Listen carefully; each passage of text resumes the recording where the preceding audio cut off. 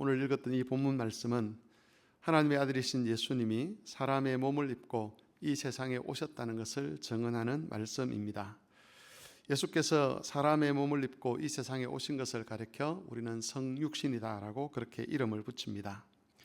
예수님의 성육신에는 여러 가지 신학적인 의미가 있습니다. 본문에는 그 중에서 두 가지가 소개가 되는데, 하나는 예수님께서 성육신하심으로 하나님께서 자신을 사람들에게 나타내셨다는 것이고, 다른 하나는 하나님이 자기 백성에게 주시고자 하는 은혜를 그 성육신하신 예수님께서 가져오셨다는 겁니다. 이 두 가지 내용이 함께 기록된 구절이 14절입니다. 말씀이 육신이 되어 우리 가운데 거하심에 우리가 그의 영광을 보니 아버지의 독생자의 영광이요 은혜와 진리가 충만하더라 라고 되어 있습니다. 이 말씀에서 요한은 예수님의 영광이 곧 아버지의 독생자의 영광이라고 소개를 합니다. 이 말씀의 의미는 18절에 기록되어 있습니다. 본래 하나님을 본 사람이 없으되 아버지의 품속에 있는 독생하신 하나님이 나타내셨느니라. 예수님이 오시기 이전까지는 하나님이 어떤 분인가 하는 것이 많은 부분에 있어서 가려져 있었습니다. 물론 구약시대에도 하나님께서 어떤 분이시며 하나님이 어떤 일을 하시는지가 구약 백성들에게 계시가 된 것은 사실입니다. 하지만 그런 계시는 온전하지 않았었습니다.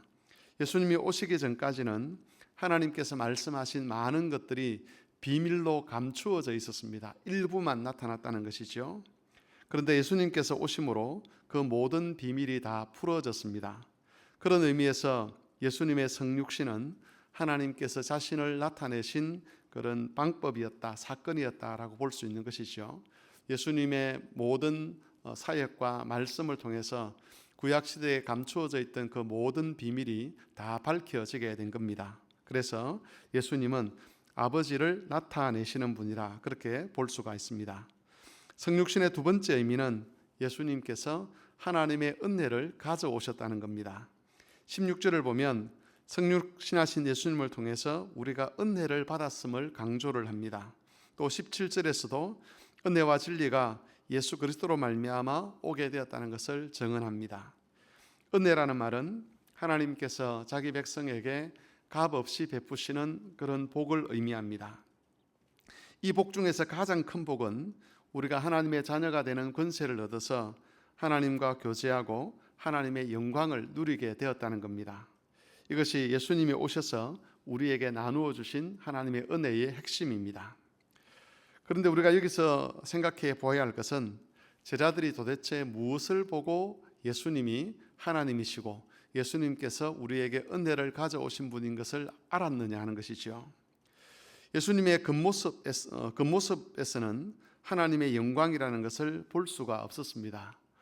이사야 53장에서 가르쳐 주는 대로 예수님의 겉모습은 예수님이 참 볼품없는 사람이구나, 예수님께서 참 사람들에게 인정받을 만한 그런 모습을 갖춘 분이 아니구나 하는 것을 우리로 하여금 알게 합니다. 예수님의 겉모습만 가지고는 예수님이 하나님의 은혜를 가져오는 분이라는 것을 알 수가 없었습니다. 그렇다면 사도들이 예수님에게서 하나님의 영광을 볼 수 있게 했고, 또 하나님의 은혜와 진리가 예수님 안에 충만하다는 것을 사도들로 하여금 깨닫게 했던 것이 무엇인가 하는 것을 우리가 질문하지 않을 수가 없는 것이죠. 14절에서 우리가 읽었던 말씀인데, 말씀이 육신이 되어라고 그렇게 되어 있습니다. 여기서 강조하는 것은 우리가 보고 있는 그 육신, 예수님이라고 하는 그 육신 속에 하나님의 말씀이 있다, 이런 의미겠죠. 다시 말하면 예수님을 예수님 되게 하는 것은 예수님의 말씀, 예수님의 가르침이었다는 겁니다. 그 모양은 일반 사람들과 다름이 없고, 또 심지어는 일반 사람들보다 더 예수님의 겉모습이 볼품이 없었는지는 모르겠지만, 예수님의 말씀을 듣고 있다 보면 예수님께서 비범한 분이라는 것을 알 수 있게 되었고, 그리고 성령의 도우심으로 그 예수님이 하나님의 아들이라는 것을 알게 되었다는 겁니다. 이처럼 예수님이 하나님의 아들이시며 영광스러운 분이라는 것, 또 예수님에게 하나님의 은혜와 진리가 충만하다는 것을 제자들로 하여금 깨닫게 했던 것은 바로 예수님께서 가르치신 말씀 때문이었습니다. 그 말씀이 예수님을 다른 사람들과 구별되게 만들었고 예수님을 향한 신앙 고백을 할 수 있게 만든 것입니다. 그런데 이 말씀의 중요성은 예수님이 어떤 분인가를 아는 것뿐만 아니라 예수님이 성천하신 이후에 예수님의 성육신의 유익을 누리게 하는데도 이 말씀은 중요한 역할을 합니다. 오늘날 예수님의 몸을 직접 보지 않았던 그런 하나님의 백성들이 어떻게 예수님이 하나님의 아들이신 것을 알고 어떻게 예수님으로부터 은혜가 임한다는 것을 알 수 있는가라고 했을 때도, 그렇게 질문했을 때도 동일하게 말씀의 중요성이 나타나게 됩니다.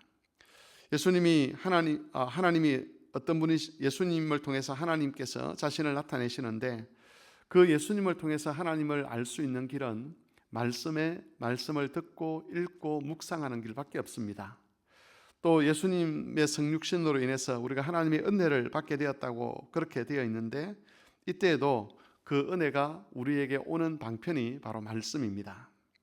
따라서 하나님을 더 많이 알고 사랑하기를 원하는 사람은 말씀을 듣고 읽고 묵상해야만 합니다. 예수님이 가져오신 하나님의 은혜와 영광을 직접 얻고자 하는 사람도 말씀을 듣고 읽고 묵상을 해야 합니다. 이것은 변할 수 없는 진리입니다. 말씀을 듣고 또 읽고 묵상하지 않는 사람은 절대로 하나님을 더 깊이 알아갈 수가 없습니다. 또 하나님의 은혜를 풍성한 중에서 받을 수도 없습니다. 아무리 세월을 많이 보낸다 할지라도 또 아무리 예배당을 많이 드나든다 할지라도 말씀을 듣고 읽고 묵상하는 일에 헌신하지 않는다면 그 사람의 신앙은 늘 어린아이 수준에 머물러 있을 수밖에 없는 것이죠. 왜냐하면 하나님을 아는 길도 그리스도의 말씀이고 또 하나님의 은혜를 받는 통로도 그리스도의 말씀이기 때문에 그렇습니다. 그러므로 교회 여러분, 만일 우리가 그리스도의 성육신의 유익을 실제로 얻고자 한다면 다른 어떤 것보다도 말씀을 듣고 읽고 묵상하는 일에 우리가 헌신을 해야만 합니다. 그 헌신이 있을 때에 하나님께서 비로소 그리스도의 성육신의 유익을 우리로 하여금 얻게 하실 것이고 우리의 믿음도 진리 안에서 자라갈 수 있게 될 것이고 참 믿음을 가진 삶을 우리가 이어갈 수 있는 것입니다. 말씀을 듣고 읽고 묵상하는 일은 쉬운 일은 아닐 것입니다. 하지만 이 일을 하지 않는다면 우리가 하나님의 영광을 알지도 못하고 또 그리스도께서 은혜를 가져오셨지만 그 은혜를 직접 우리가 받아 누릴 수도 없는 것입니다. 그러므로 이것을 기억하셔서 이번 한 주간 동안 또 우리의 남은 평생 동안 하나님을 알아가기 위해서 하나님의 은혜를 누리기 위해서 말씀을 듣는 일과 말씀을 읽는 일과 묵상하는 일에 헌신하고 주 앞에서 복된 은혜를 누려가는 그런 교우들이 되시기를 바랍니다.